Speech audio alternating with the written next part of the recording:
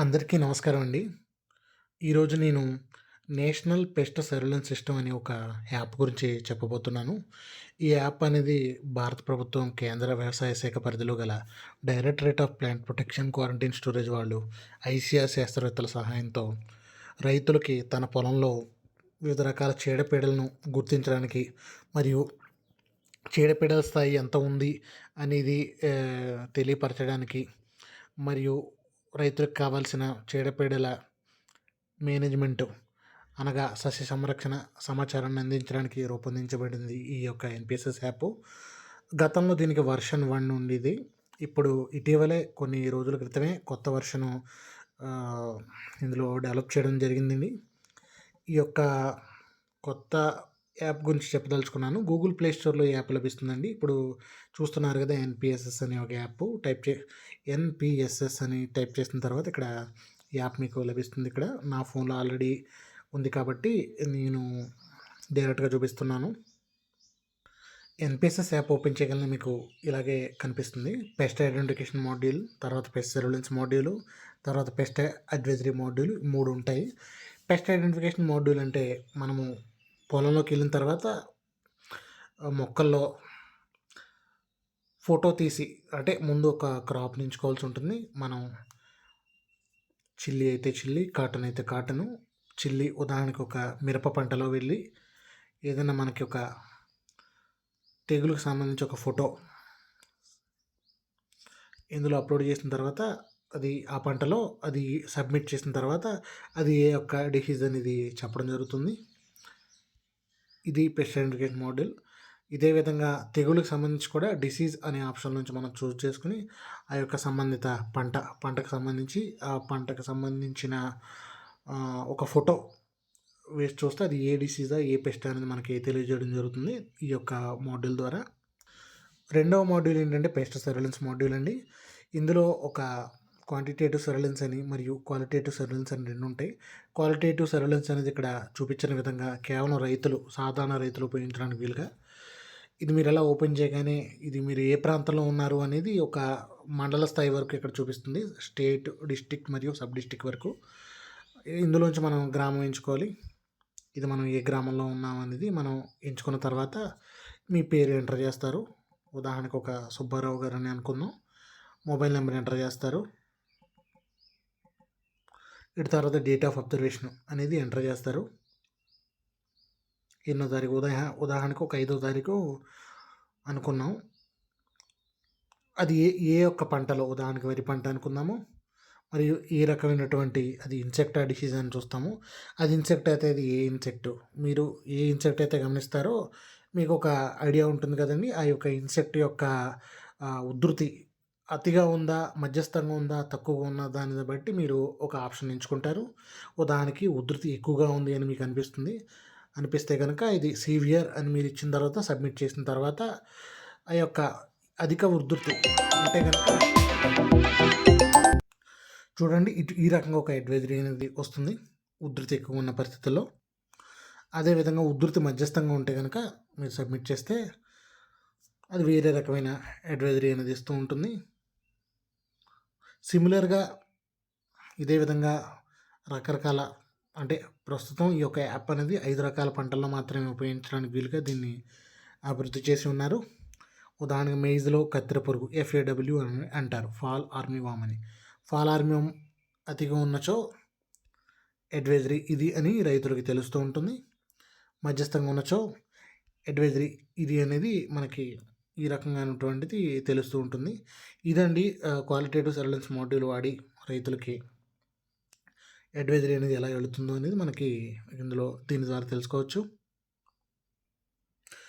అలాగే పెస్ట్ సర్వేలెన్స్లో ఎంపిక చేయబడ్డ కొద్దిమంది ఎక్స్పర్ట్స్ వాడడానికి వీలుగా క్వాంటిటేటివ్ సర్వేలెన్స్ అనేది ఉంటుంది. ఇది ఏంటంటే ఐడి పాస్వర్డ్ సహాయంతో మనము దీన్ని యూజ్ చేయాల్సి ఉంటుంది. నా యొక్క ఐడి పాస్వర్డ్ నాకు తెలిసి ఉంది కాబట్టి నేను అది ఎంటర్ చేస్తున్నాను. పాస్వర్డ్ ఎంటర్ చేసి ఉన్నాను, సైన్ ఇన్ చేశాను. ఇందులో ఏంటంటే కొంత డేటా కొంత సైంటిఫిక్గా డేటా ఎంటర్ చేయాల్సి ఉంటుంది. అది ఎలా అనేది కాసేపట్లో నేను చెప్పదలుచుకున్నాను. ఉదాహరణకు నేను ఆకేరా అనే గ్రామంలో ఉన్నాను. ప్రస్తుతానికి ఒక ఇది ఉదాహరణ కోసం ఖరీఫ్ సీజన్‌లో మనము వరిలో 10వ తారీఖు అబ్జర్వేషన్ తీసుకున్నానని అనుకుందాము ఉదాహరణకి. ఫీల్డ్ టైప్ జనరల్లీ ర్యాండమ్ అని చూస్ చేస్తాము. ఫిక్స్డ్ ఫీల్డ్ అంటే ఏంటంటే కనుక మీరు మాటి మాటికి ఒక ఒక స్థలంలో ఒక ప్రాంతానికెళ్ళి రీడింగ్ తీసుకుంటూ ఉంటే అది fixed field and fixed plot అంటారు. మీరు అటు కాకుండా మీరు ర్యాండమ్‌గా తీసుకుంటే అది ర్యాండమ్ స్పాట్ అంటారు. క్రాప్ ఏ దశలో ఉన్నదని చూసుకుందాము. అటు తర్వాత క్రాప్ కండిషన్ బాగుంది అని అనుకుందాం ఉదాహరణకి. కంటిన్యూ. ఇప్పుడు అది ఏ పెస్ట్ టైపు ఉదాహరణకి నేను ఒక మెయిన్ ఫీల్డ్‌లో స్టెమ్ బోరర్ చూశాను అని అనుకుందాము. ఎల్లో స్టెమ్ బోరర్ విషయానికి వస్తే కనుక ఇది స్టాండర్డ్. ఇది 5 స్పాట్‌ల్లో ప్రతి స్పాట్‌లో ఇక్కడ చూపించున్నారు చూడండి. Number of dead hearts for 15 tillers. ఇప్పుడు 15 టిల్లర్లు లెక్క పెట్టినప్పుడు ఎన్ని డెడ్ హార్ట్స్ ఉన్నాయి? ఉదాహరణకి 8 ఉన్నాయి అనుకుందాం. ఫస్ట్ స్పాట్‌లో తొలి మొక్క వద్ద. రెండో స్పాట్‌లో 15 టిల్లర్లకి ఒక 4 డెడ్ హార్ట్స్ ఉన్నాయని అనుకుందాం ఉదాహరణకి. అలాగే ఉదాహరణ 4గో స్పాట్‌లో 2 ఇక్కడ ఒకటే ఉంది. ఒకటి 7 ఉన్నాయి. ఉదాహరణ ఒక ఉజ్జాయింపుగా మనము తీసుకున్నాము. మిగతా దగ్గర 0, 0 పెద్ద లేవు అని అనుకుందాము. తర్వాత ఇక్కడ ఇమేజెస్ అప్లోడ్ చేయవచ్చు. ఓకే. ఆ యొక్క తెగులుకి సంబంధించిన ఇన్సెక్ట్స్ మాత్రం ఎంటర్ చేయాలి. మీకు డెమోన్స్ట్రేషన్ చేస్తున్నాను కాబట్టి ఏదో ర్యాండమ్‌గా ఎంటర్ చేస్తున్నాను. ఇక్కడ remarks okay. Observed at severe dose మీ రిమార్క్స్ రాస్తారు. Observed at severe intensity.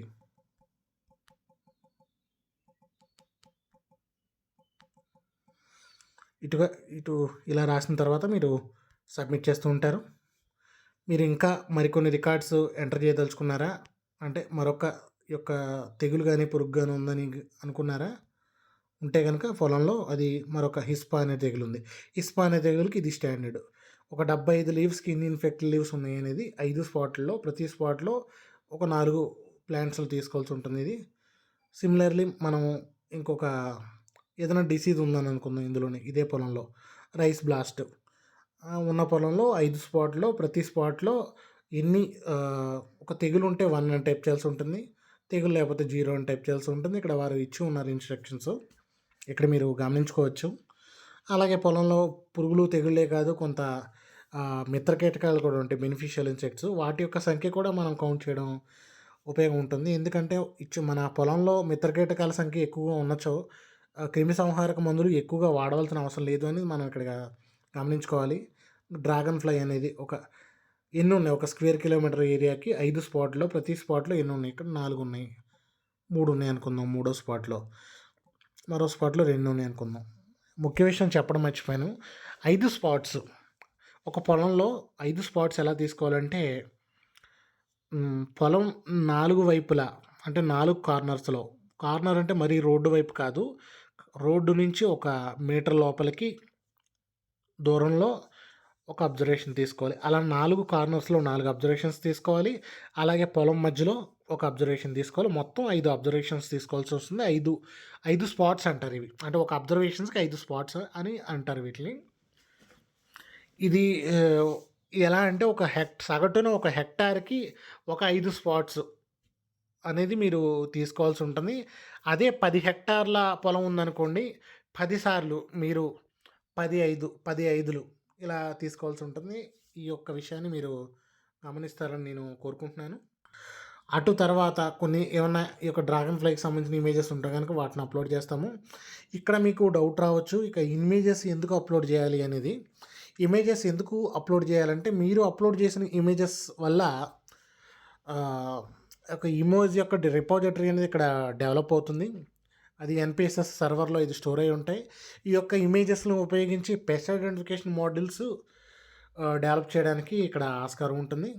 ఇక్కడ ఉదాహరణకి ఇందాక రైస్ టెంబోరర్లో ఒక శాంపిల్గా ఒక ఇమేజ్ అనేది అప్లోడ్ చేశారు. అది కాకుండా మీరు 20, 30 ఎన్ని వీలు ఉంటే అన్ని ఎక్కువ ఇమేజ్లు మీరు అప్లోడ్ చేయదలుచుకుంటే కనుక అవి ఈ యొక్క ఇమేజ్ అప్లోడింగ్ పోర్టల్ ద్వారా మీరు చాలా ఇమేజ్లు add image choose from gallery ఇలా మీరు చాలా ఇమేజ్లు మీరు యాడ్ చేయొచ్చు ఎన్ని ఉంటాయని.